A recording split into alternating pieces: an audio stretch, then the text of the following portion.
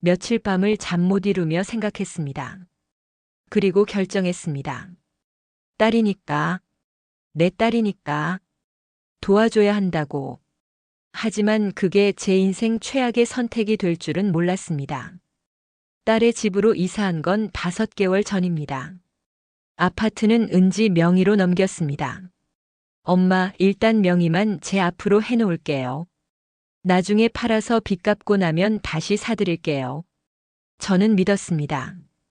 내 딸을 믿었습니다. 처음 한 달은 괜찮았습니다. 은지는 친절했습니다. 엄마, 이거 드세요. 맛있는 거 해왔어요. 태준도 예의 바르게 대했습니다. 어머님, 편하게 지내세요. 작은 방 하나를 제 방으로 내주었습니다. 창문이 없는 방이었지만 괜찮았습니다. 딸과 함께 사는 게 중요했으니까요. 하지만 2번째 달부터 분위기가 바뀌기 시작했습니다. 어느 날 저녁 저는 깜빡하고 약속을 잊어버렸습니다. 병원 가기로 했던 날이었는데요. 은지가 짜증을 냈습니다. 엄마, 왜 또 깜빡해요? 어제 말했잖아요. 미안해, 깜빡했네. 요즘 자꾸 이러시네. 병원 한번 가봐야 하는 거 아니에요? 다음 주 병원에 갔습니다. 신경과였습니다. 의사는 여러 검사를 했습니다. 기억력 테스트, 뇌 MRI. 일주일 후 결과가 나왔습니다. 경도인지 장애입니다. 초기 치매로 진행될 가능성이 있어요. 제 머릿속이 하얗게 변했습니다. 치매. 그 단어가 무겁게 가슴을 짓눌렀습니다. 은지는 옆에서 의사에게 물었습니다. 얼마나 진행된 건가요? 아직 초기입니다. 일상생활은 가능하고요. 약 드시면서 관리하시면 됩니다. 악화되면요? 개인차가 있지만 보통 2-3년 안에 중증으로 진행될 수 있습니다. 집으로 돌아오는 차 안이 조용했습니다. 은지는 아무 말도 하지 않았습니다. 저는 창밖을 보며 눈물을 참았습니다. 미안했습니다. 딸에게 짐이 되는 것 같아서. 그날 밤이었습니다. 저는 제 방에 누워 있었습니다. 잠이 오지 않았습니다. 그때 거실에서 목소리가 들렸습니다. 은지와 태준이 대화하고 있었습니다. 방문이 얇아서 다 들렸습니다. 여보, 이거 어떡해? 엄마가 치매래. 은지의 목소리였습니다. 그러게. 우리 집에서 모시는 것도 한계가 있을 것 같은데. 요양원 알아봐야 하나? 비용이 만만치 않아. 한 달에 300은 나갈 거야. 우리한테 그런 돈 어디 있어? 빚도 못 갚고 있는데. 침묵이 흘렀습니다. 그리고 태준이 다시 입을 열었습니다. 여보, 그냥 시어머니 명의로 된 거 있잖아. 그거 정리하고. 무슨 소리야? 아파트는 이미 내 이름이잖아. 아니, 보험금. 아직 안 찾았잖아. 그리고 예금도. 그게 얼마나 된다고. 한 5천은 될 거야. 일단 그거라도 쓰자. 제 심장이 쿵쾅거렸습니다. 그들이 제 돈을 노리고 있었습니다. 저는 숨을 죽였습니다. 더 듣고 싶었습니다. 은지가 한숨을 쉬었습니다. 그래도 엄마 돈인데. 당신 엄마잖아. 우리 빚 갚는 데 쓰는 게 당연한 거 아니야? 어차피 치매 진행되면 돈 쓸 일도 없어. 그날 밤 저는 잠을 못 잤습니다. 천장만 바라보며 생각했습니다. 정말 딸이 저런 생각을 하고 있는 걸까? 아니다. 잘못 들은 거야. 남편 빚 때문에 스트레스 받아서 그런 거야. 하지만 다음 날 아침 의심은 확신이 되었습니다.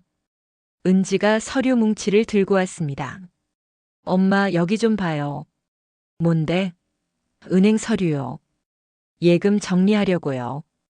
갑자기 왜? 요즘 금리가 안 좋아서요. 더 좋은 데로 옮기려고요. 거짓말이었습니다. 은지의 눈이 흔들리고 있었습니다. 엄마가 직접 은행 가야 하나? 아니에요. 여기 도장만 찍으면 제가 할게요. 서류를 보니 명예 변경 동의서였습니다. 제 예금을 은지 앞으로 넘기는 서류. 은지야, 엄마가 좀 생각해 볼게. 에이, 엄마. 빨리 해요. 바빠 죽겠어요. 저는 그 순간 결정했습니다. 이대로는 안 되겠다고. 딸을 시험해 봐야겠다고. 그래서 일부러 치매 증상을 과장하기 시작했습니다. 같은 질문을 반복했습니다. 은지야, 오늘 무슨 요일이야? 엄마 아까 말했잖아요. 월요일이요. 10분 뒤 다시 물었습니다. 오늘 무슨 요일이지? 은지의 표정이 점점 굳어갔습니다. 엄마 정신 좀 차려요. 아까 말했잖아요. 저는 멍한 표정을 지었습니다. 그랬어? 미안해. 태준이 옆에서 속삭였습니다. 여보, 진짜 심각한 것 같은데. 3주가 지났습니다. 저는 계속 연기했습니다. 밥을 먹다가 숟가락을 떨어뜨리기도 하고 화장실 가는 것을 깜빡하는 척도 했습니다.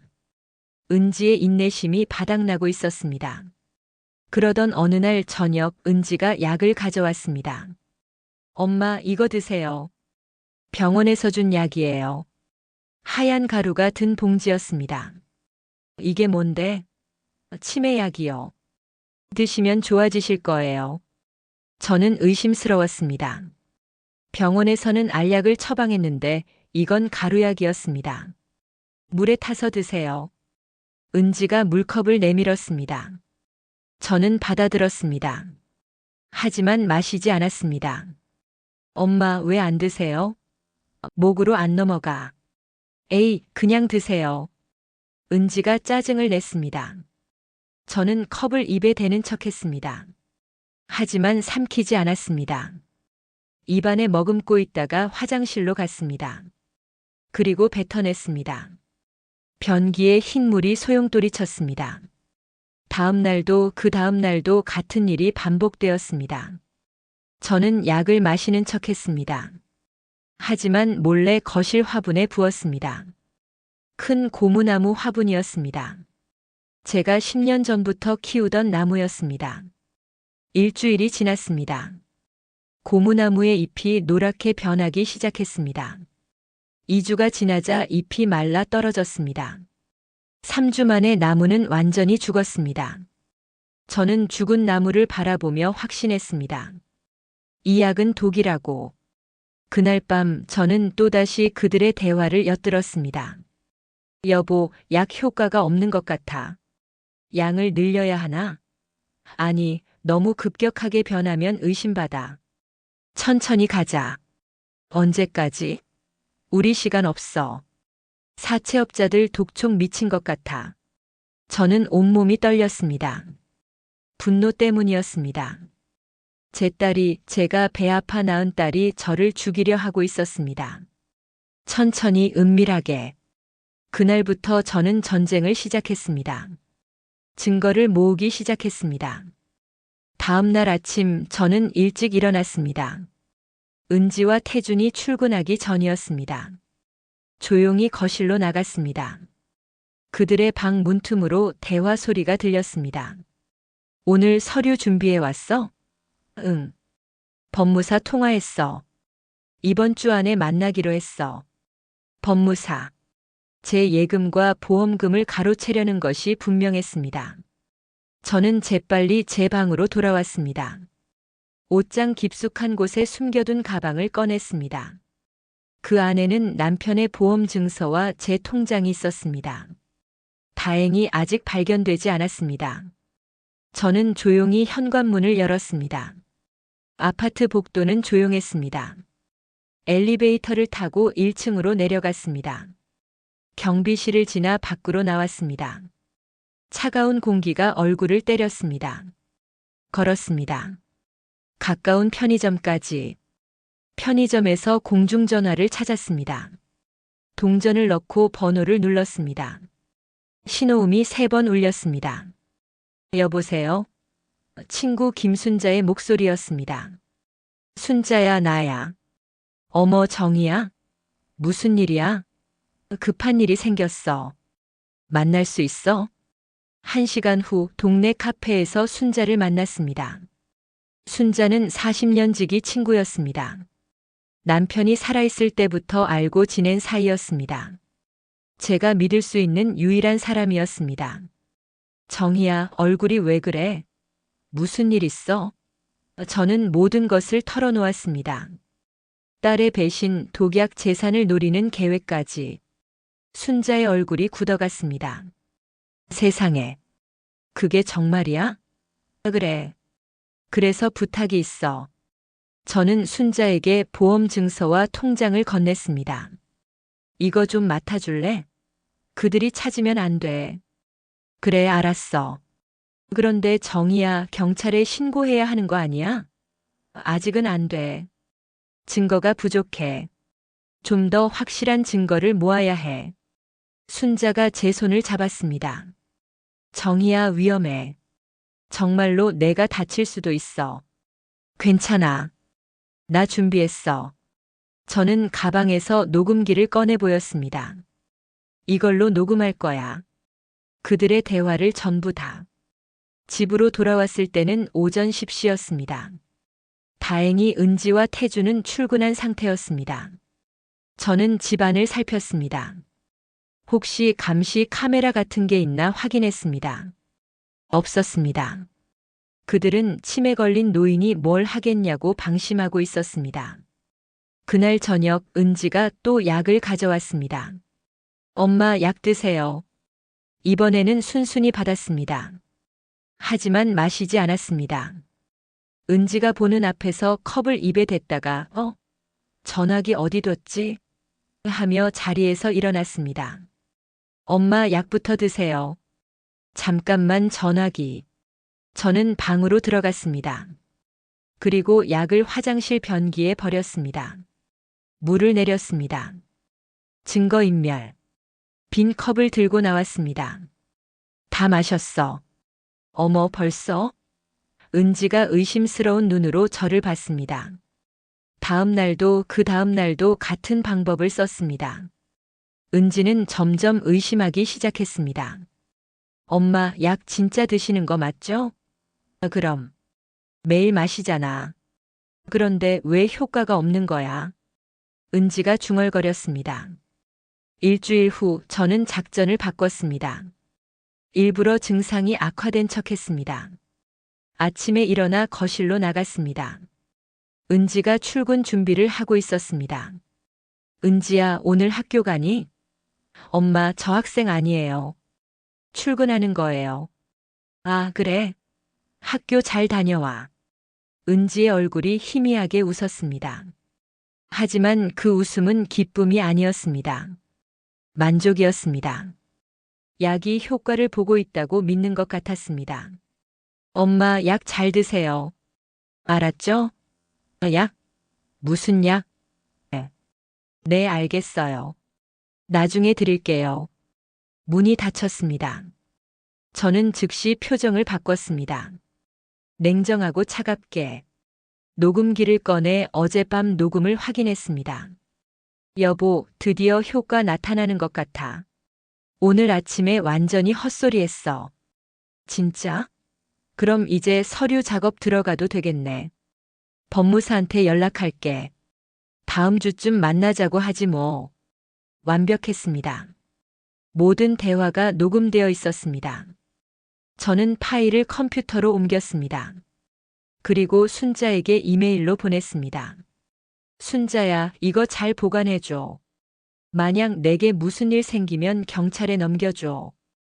2주가 더 지났습니다. 어느 날 저녁 은지와 태준이 진지한 표정으로 저를 마주 앉혔습니다.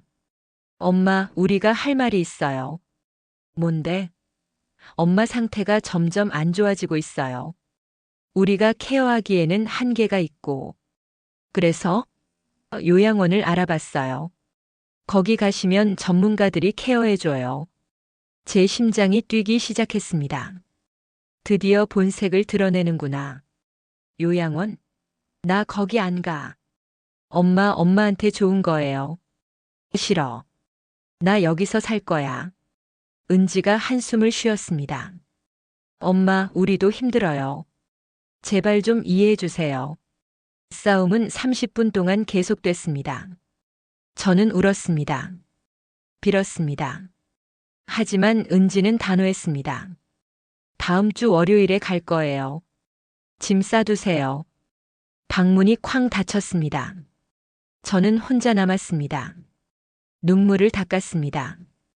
이제 마지막 단계입니다. 가장 위험하지만 가장 확실한 증거를 잡을 시간입니다. 월요일이 다가왔습니다. 요양원에 간다는 그날입니다. 저는 준비했습니다. 작은 보따리에 옷 몇 벌을 넣었습니다. 그리고 가장 중요한 것들. 녹음기, 구형 휴대폰, 그리고 은행 서류 사본들. 아침 9시 은지와 태준이 제 방문을 열었습니다. 엄마 준비됐어요? 응. 저는 멍한 표정으로 대답했습니다. 보따리를 들었습니다. 무겁지 않았습니다. 제 인생이 이 작은 보따리에 다 들어간다는 게 슬펐습니다. 차에 탔습니다. 검은색 SUV.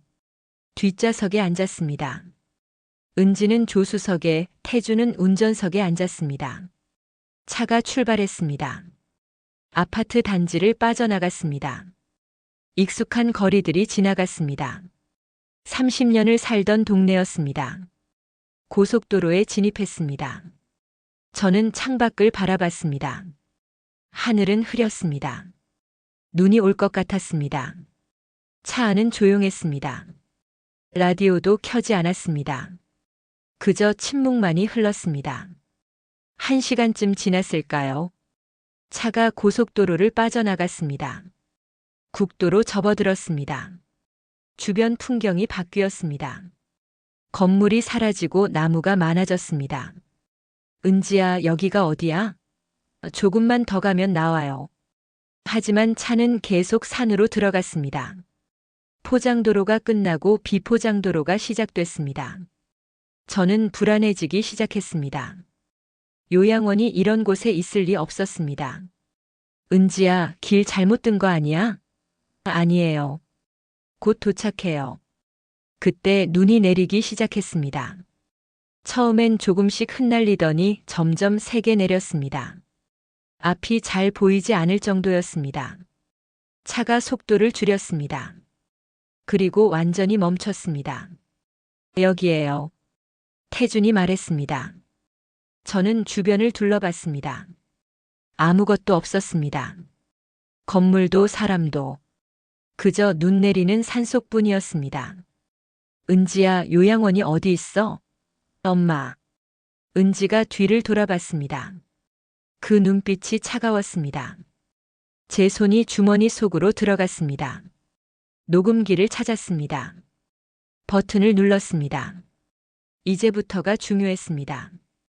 은지야, 무슨 뜻이야? 엄마, 미안해요. 우리도 어쩔 수 없어요. 태준이 차에서 내렸습니다. 뒷문을 열었습니다. 어머님, 내리세요. 왜? 여기가 요양원이 아니잖아. 어머님, 그냥 내리세요. 태준의 목소리가 딱딱했습니다. 협박 같았습니다. 저는 차에서 내렸습니다. 눈이 얼굴에 쏟아졌습니다. 차가웠습니다. 발밑은 이미 눈으로 덮여 있었습니다. 엄마, 여기서 잠깐만 있어요. 은지가 창문을 열고 말했습니다. 뭐? 무슨 소리야? 우리가 요양원에 전화해 볼게요. 곧 올 거예요. 거짓말이었습니다. 그들의 눈빛이 말해주고 있었습니다. 저는 알고 있었습니다. 이들이 저를 버리려 한다는 것을. 은지야, 제발. 엄마, 우리도 살아야 해요. 엄마 때문에 우리가 죽을 수는 없잖아요. 그 순간 제 가슴이 찢어지는 것 같았습니다. 하지만 표정은 관리했습니다. 슬프고 무력한 노인의 표정. 은지야, 나 어떡해. 엄마, 미안해요. 차 문이 닫혔습니다. 차에 시동이 걸렸습니다. 차가 움직이기 시작했습니다. 저는 차를 향해 손을 뻗었습니다. 은지야, 가지 마. 하지만 차는 멈추지 않았습니다. 유턴을 했습니다. 그리고 왔던 길을 따라 내려갔습니다. 저는 그 자리에 서 있었습니다. 눈 속에 혼자. 차의 뒷모습이 점점 작아졌습니다. 빨간 미등이 눈발 사이로 희미해졌습니다. 그리고 완전히 사라졌습니다. 침묵이 찾아왔습니다. 바람 소리만 들렸습니다. 저는 주머니에서 녹음기를 꺼냈습니다. 정지 버튼을 눌렀습니다. 완벽하게 녹음됐습니다. 모든 대화가, 은지의 차가운 목소리도 태준의 협박도 제가 애원하는 소리까지. 이제 증거는 충분했습니다. 하지만 여기서 끝이 아니었습니다. 진짜 계획은 지금부터였습니다. 저는 다른 주머니에서 휴대폰을 꺼냈습니다. 배터리는 50%. 충분했습니다. 먼저 순자에게 문자를 보냈습니다. 순자야, 지금이야. 계획대로 해줘. 전송 완료. 그리고 112에 전화를 걸었습니다. 하지만 바로 신고하지는 않았습니다. 타이밍이 중요했습니다. 저는 눈길을 따라 걷기 시작했습니다. 천천히 조심스럽게 약 20분을 걸었습니다. 발이 시렸습니다. 손도 얼었습니다. 하지만 멈추지 않았습니다. 그리고 드디어 보였습니다. 산장. 미리 확인해둔 그곳. 산장 문을 두드렸습니다. 관리인이 문을 열었습니다. 놀란 표정. 할머니, 어떻게? 길을 잃었어요. 저는 떨리는 목소리로 말했습니다. 연기가 아니었습니다. 정말로 추웠고 무서웠습니다. 안으로 들어갔습니다. 따뜻했습니다. 관리인이 차를 끓여줬습니다. 할머니, 어떻게 된 거예요? 딸이랑 나왔다가. 딸이 어디 갔는지. 저는 울먹였습니다. 관리인이 경찰에 신고했습니다. 그리고 30분 후 경찰이 도착했습니다. 제 계획대로였습니다. 모든 것이. 경찰관이 제게 물었습니다. 할머님, 따님이 일부러 두고 가신 건가요? 저는 고개를 끄덕였습니다. 그리고 주머니에서 녹음기를 꺼냈습니다. 이거 들어보세요. 재생 버튼을 눌렀습니다. 은지와 태준의 목소리가 흘러나왔습니다. 엄마, 우리도 살아야 해요. 엄마 때문에 우리가 죽을 수는 없잖아요. 경찰관들의 얼굴이 굳어졌습니다. 할머님, 이거 언제 녹음하신 거예요? 오늘. 차 안에서. 다른 증거도 있으세요? 저는 고개를 끄덕였습니다. 집에 가면 있어요. 경찰관이 무전을 쳤습니다. 지금 용의자 집으로 출동 바랍니다. 노인 유기 사건입니다. 저는 경찰차에 탔습니다. 따뜻한 뒷좌석. 이제 집으로 돌아갑니다. 제 집으로. 그리고 그들을 마주할 시간입니다. 경찰차가 아파트 앞에 도착한 건 저녁 7시였습니다. 하늘은 완전히 어두워졌습니다. 눈은 여전히 내리고 있었습니다. 아파트 입구에는 또 다른 경찰차가 먼저 와 있었습니다. 순자가 신고한 것입니다. 엘리베이터를 타고 올라갔습니다. 경찰관 2명이 저를 양옆에서 부축했습니다. 할머님, 괜찮으세요? 네. 괜찮아요. 하지만 제 심장은 미친 듯이 뛰고 있었습니다. 곧 딸을 마주해야 한다는 생각에 12층에 도착했습니다. 복도를 걸었습니다. 익숙한 현관문이 보였습니다. 경찰관이 초인종을 눌렀습니다. 딩동. 안에서 소리가 들렸습니다. 누구세요? 은지의 목소리였습니다. 긴장되어 있었습니다. 경찰입니다. 문 열어주세요. 잠시 침묵이 흘렀습니다. 그리고 문이 열렸습니다. 은지가 나타났습니다. 얼굴이 창백했습니다. 제 모습을 보자 눈이 커졌습니다. 어머니. 따님 맞으시죠? 박은지 씨. 네. 그런데 무슨 일이세요? 경찰관이 안으로 들어갔습니다. 저도 따라 들어갔습니다. 거실에는 태준도 있었습니다. 소파에 앉아 있다가 벌떡 일어났습니다. 어머님, 어떻게? 앉으세요. 두 분 다. 경찰관의 목소리가 단호했습니다. 은지와 태준이 소파에 앉았습니다. 저는 그들 맞은편 의자에 앉았습니다. 경찰관이 물었습니다. 오늘 어머님을 어디 모시고 가셨나요? 요양원이요. 은지가 더듬거렸습니다. 요양원이요? 어디 요양원인데요? 은지가 말문이 막혔습니다. 태준이 거들었습니다. 경기도 쪽에 있는데. 이름이 정확히. 주소 아시나요? 그게. 지금 기억이. 거짓말하지 마세요. 경찰관이 날카롭게 말했습니다. 저는 가방에서 녹음기를 꺼냈습니다. 테이블 위에 놓았습니다. 은지와 태준의 시선이 녹음기에 고정되었습니다. 이게 뭐예요? 은지가 물었습니다. 목소리가 떨렸습니다. 들어보시죠. 저는 재생 버튼을 눌렀습니다. 스피커에서 소리가 흘러나왔습니다. 차 안에서의 대화. 엄마, 우리도 살아야 해요. 엄마 때문에 우리가 죽을 수는 없잖아요. 은지의 목소리가 명확하게 들렸습니다. 은지의 얼굴이 하얗게 질렸습니다. 태준은 고개를 숙였습니다. 녹음은 계속 이어졌습니다. 어머님, 그냥 내리세요. 태준의 협박하는 목소리. 그리고 제가 애원하는 소리. 은지야, 가지마. 녹음이 끝났습니다. 거실에 침묵이 흘렀습니다. 무거운 침묵. 경찰관이 수첩을 꺼냈습니다. 박은지 씨, 김태준 씨. 노인 유기 혐의로 조사를 받으셔야겠습니다. 잠깐만요. 은지가 소리쳤습니다. 이건 오해예요. 우리는 정말 요양원에 모시려고. 그럼 왜 산속에 두고 오셨나요? 그게. 은지가 말을 잇지 못했습니다.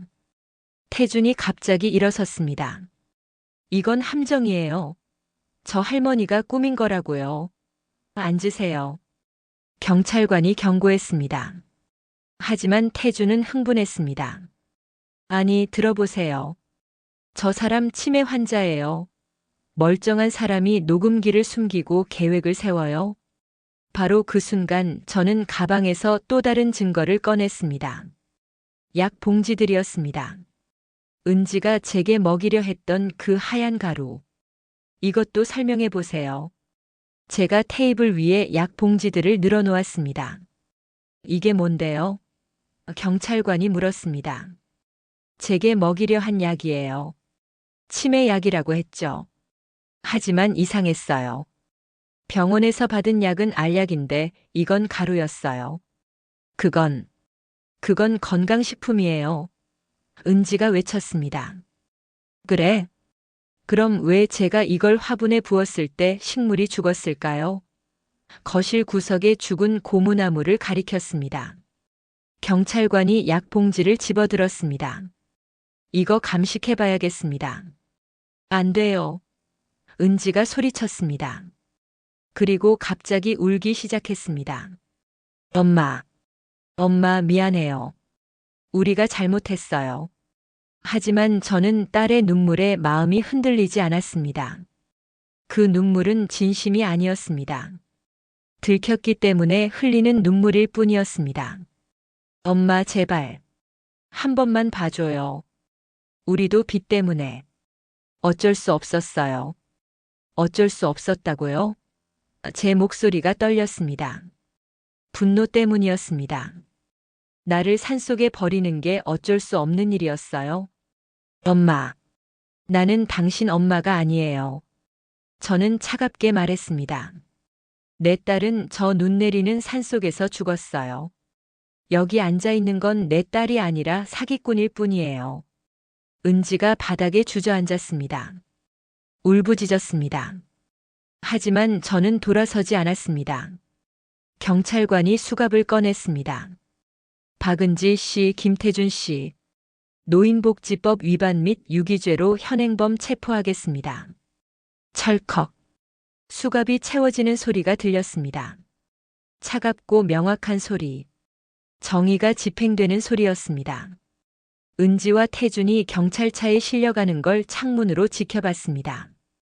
파란 경광등이 눈 내리는 거리를 비췄습니다. 차가 멀어졌습니다.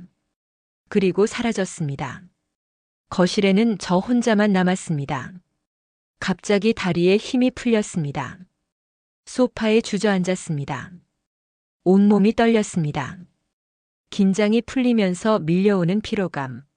지난 6개월간 견뎌온 모든 것들이 한꺼번에 쏟아져 내렸습니다.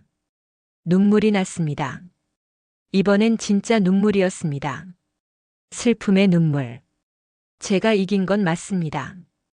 딸과 사위를 감옥에 보냈습니다. 제 재산도 지켰습니다. 하지만 동시에 모든 것을 잃었습니다. 제 딸을, 제 가족을. 은지가 태어났을 때가 생각났습니다. 작고 빨간 아기. 처음 안았을 때의 그 따뜻함. 여보, 이 아이 이름 뭐로 할까? 남편이 물었습니다. 은지. 은혜로운 지혜라는 뜻으로 은지라고 하자. 우리는 딸에게 그 이름을 지어줬습니다. 은지는 사랑스러운 아이였습니다. 3살 때 처음 엄마라고 불렀을 때, 초등학교 입학식 날 제 손을 꼭 잡고 교실로 들어가던 모습, 중학생이 되어 첫 상장을 받아왔을 때의 그 자랑스러운 얼굴. 언제부터였을까요? 제 딸이 변한 건, 아니, 원래부터 그랬던 걸까요? 저는 알지 못했습니다. 딸의 본 모습을. 아니면 제가 보고 싶은 것만 봤던 걸까요? 거실을 둘러봤습니다. 딸의 흔적들이 여기저기 있었습니다. 벽에 걸린 가족 사진. 그 속에서 은지는 웃고 있었습니다. 하지만 이제 그 웃음이 진짜였는지 알 수 없었습니다. 책장 위의 상장들. 은지가 어렸을 때 받았던 것들. 저는 그것들을 소중히 보관했습니다. 하지만 이제 그것들이 무슨 의미가 있을까요? 훌륭한 성적을 받았던 그 아이가 자라서 친어머니를 버리는 사람이 되었는데, 냉장고 문에 붙은 메모가 보였습니다. 은지의 필체였습니다. 엄마, 우유 다 떨어졌어요. 사다 놓을게요. 언제 쓴 메모인지도 모르겠습니다. 하지만 그 글씨를 보니 또 눈물이 났습니다. 전화벨이 울렸습니다. 순자였습니다. 정희야, 뉴스 봤어. 괜찮아? 응. 괜찮아. 거짓말. 목소리 들으면 알아. 내가 갈까? 아니, 괜찮아. 혼자 있고 싶어. 전화를 끊었습니다. 하지만 정말로 괜찮지 않았습니다. 가슴이 너무 아팠습니다. 제가 선택한 길이 맞는 건지 의문이 들었습니다. 차라리 그냥 당하고 사는 게 나았을까? 딸이 감옥에 가는 것보다는 제가 요양원에 가는 게 나았을까? 아니다. 저는 고개를 저었습니다. 그건 아니다. 잘못은 잘못입니다.